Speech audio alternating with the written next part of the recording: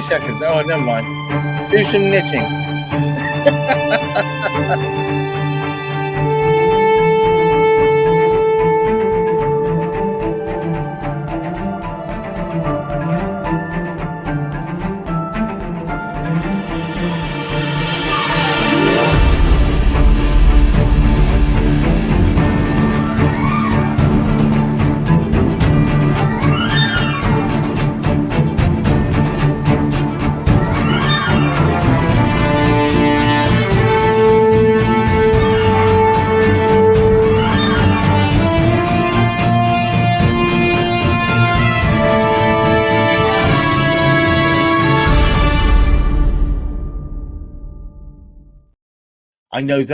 I realize that was unnecessarily dramatic. Willkommen, bienvenue, welcome once again to another one of my live streams.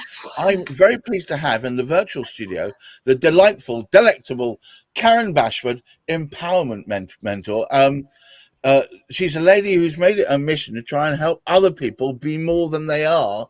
And today, our topic is one that I think everybody can chime along with: self-sabotage, the bit where you stand in your own way. Something that I've been accused of a couple of times in my life. I think, Karen, don't we all self-sabotage once in a while? We self-sabotage all the time, but hey, probably don't recognize we are. Yeah. All right. So I suppose, first of all, explain to me, as you would a child. I am a bear of little brain, so I need to understand what exactly is self-sabotage. Okay. How do I recognize it? And have you got any tips to how to get past it? Okay, self-sabotage is an act or a behavior that causes you to prevent yourself from making progress. Right. Whether that's improving your health, whether that's actually creating a loving relationship, whether it's changing career, or just living life to the best. That is self-sabotage. And you do it often without even realizing you're doing it. Do you know what? I often, it's often my wife that points it out that I'm being self-defeatist. You know, I would do that, only it's only going to fall into the poo anyway. So why would I do it anyway? And down it goes. Yeah. And we all do it. We all seem to do it. Why do we all do it, Karen? What is that? What is that natural impulse to assume the negative? We naturally assume the negative. That's the kind of people we are. There's very rare that you actually get somebody who can be positive the whole time, simply because that's not our nature. We can train ourselves to an extent to look at the cup half or the glass half full rather than half empty. But generally, more often than not, we're looking at life as a problem rather than accepting it and enjoying it. And it is about acceptance as far as I'm concerned. It's terrible, isn't it? Because I'm just looking back at myself, as it were, and looking back at those many times where I've assumed that the negative will happen. It almost, and I don't like saying this, but it almost manifests it. It almost like makes it happen. Just the very attitude of mind. Why would we do this? Well, actually, manifestation is about the energy you're putting out. And if you're thinking of negative things, if you're thinking this is going to definitely happen, you're putting that request out. It's not going to tell the difference between a positive and a negative. It just knows this is what you're asking for. Oh, that's so frustrating. Change the thoughts. Yeah, it's terrible, isn't it? The fact that you think that it's gonna, it's that self-fulfilling prophecy thing, isn't it? Yeah. So frustrating. Okay, how do we recognize it? I mean, how do we stop ourselves when we're midway through it? You go, come on now. You've got to be aware of your thoughts. All That's the biggest thing is, what am I thinking at this moment in time? Things aren't going right. So have I gone naturally to the negative, or can I find a positive in this? The best thing you can do is to just have pure awareness of what you're thinking at any time. You can train yourself to do that. Right. So trainable. Just have that awareness of, okay, I'm doing something. It's not going very well. What am I thinking? Right. Because you're manifesting what you're thinking. So if you're thinking, oh God, I can't get this done, it's hard work, or I don't have the time really, you're going to create those problems. Gosh, it's a minefield though, because I think being fight or flight animals, as we can sometimes be, there's that natural inclination, isn't there? You're suddenly faced with the enormity of something ahead of us, and the kind of there's that little voice at the back of your head that goes, "Nah, it's all going to fall to shit." Just stop it. But you can train those thoughts out. You can change your thoughts. It's whilst we're naturally programmed to be negative, we can change that. We can reduce the time that we spend thinking of the negative thoughts and actually allow ourselves to remain more positive. It's something we can all do if we choose to do so.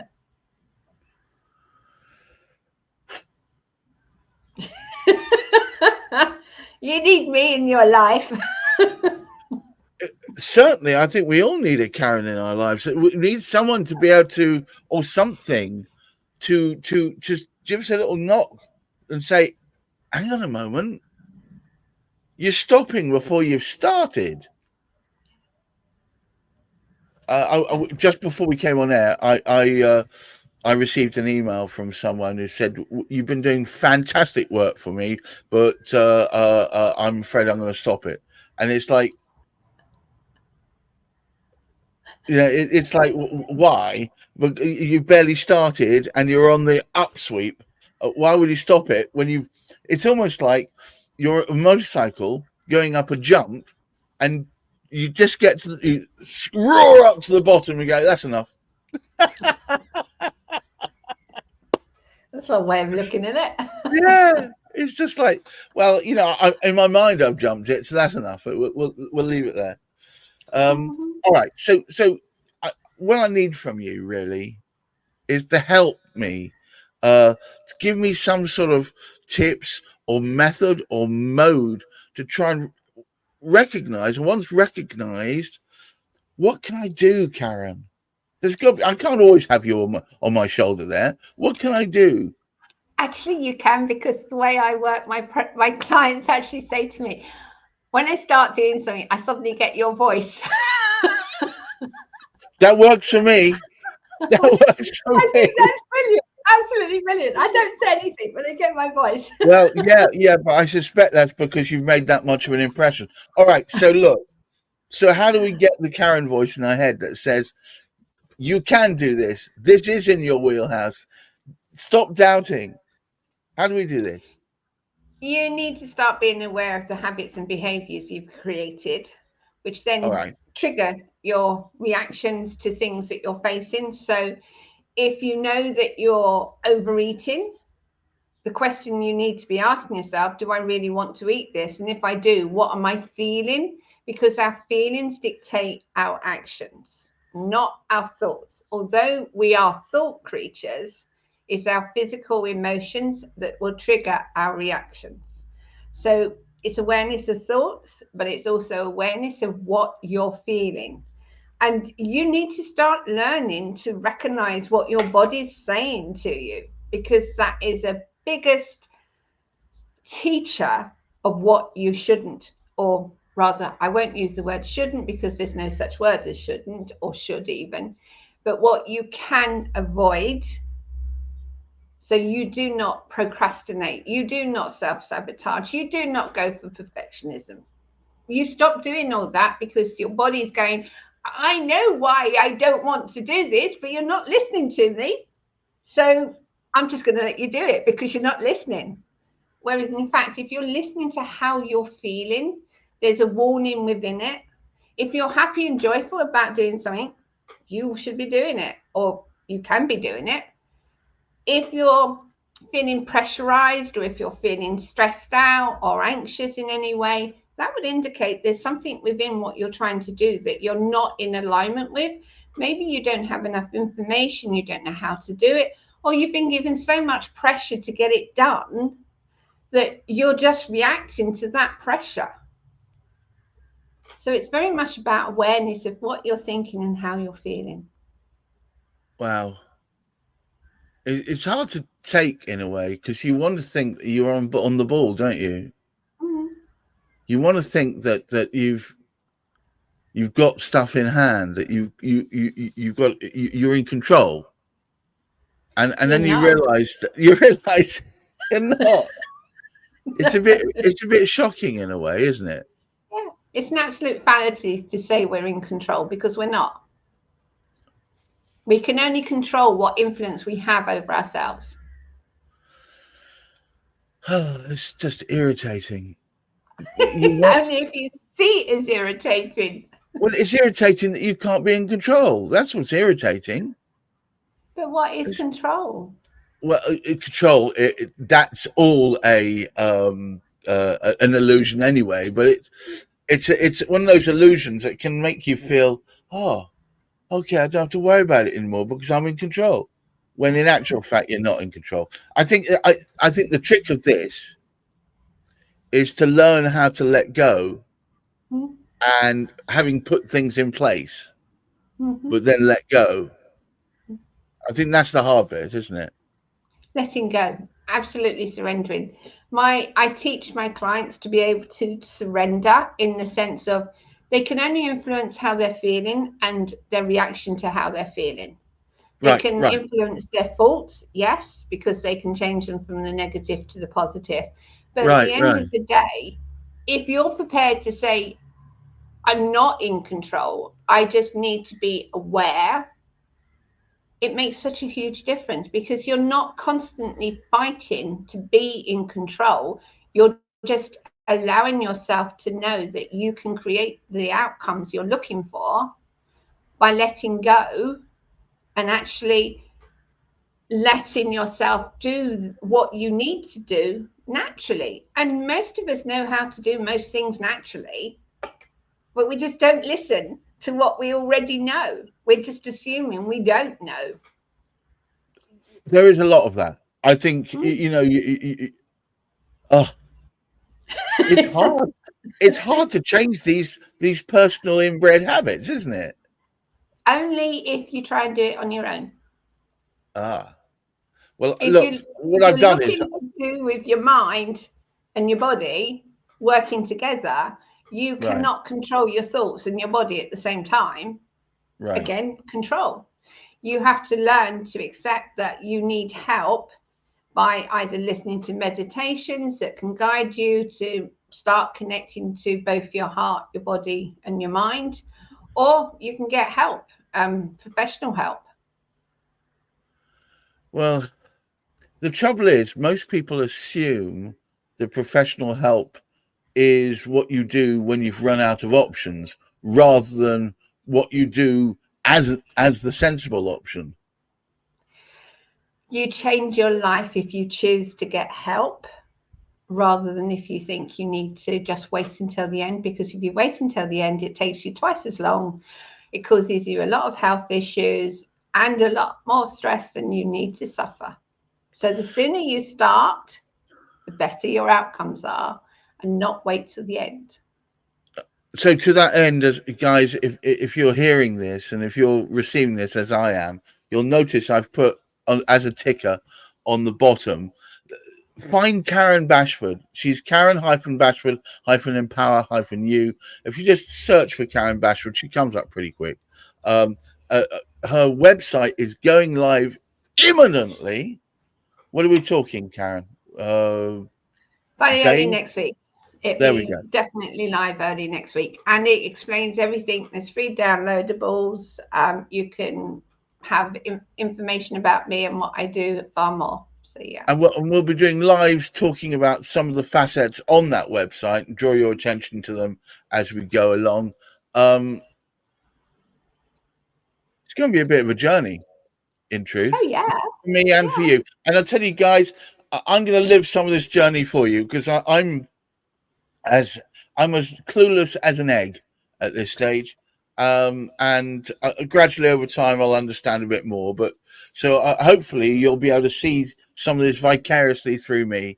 And as I go, you'll occasionally see me as I have little moments of understanding as they pop through. But so be aware that I really will be learning as I go. But it just remains for me to say thank you, Karen. It's a privilege to actually learn something completely outside my comfort zone, and to help me along the way as well, because I do suffer from, it's not self-doubt, I suffer from the assumption of the negative. So, you want to go to the thing, but you're assuming the road's going to be blocked, or you want to learn something, but you're assuming that you're going to fall asleep and find it boring, or you want to watch a film, but you're assuming you're not going to like it. Any of these things, I think, probably cause me personally more harm than good, because I can see it's a kind of self-protection thing, where it's like it's gone into overdrive and stops me from just really getting the best out of my life, I guess, right? And one thing you can do to help yourself is to set intentions every day. Intentions have energy. You create through energy. So have those intentions that you're going to be positive, that you're going to get through everything.